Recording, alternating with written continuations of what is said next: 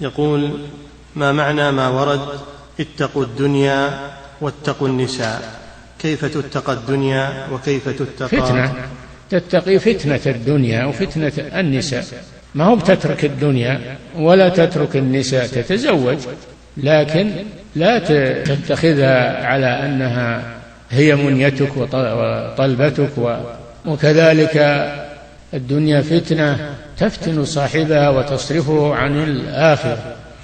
النساء تفتن الإنسان عن الحلال إلى الحرام إذا نظر إليها وتابعها وعلق قلبه بها فإنها تفتنه. قال صلى الله عليه وسلم: ما تركت بعدي فتنة أشد على الرجال من النساء. وقال عليه الصلاة والسلام: واتقوا النساء فإن فتنة بني إسرائيل كانت في النساء.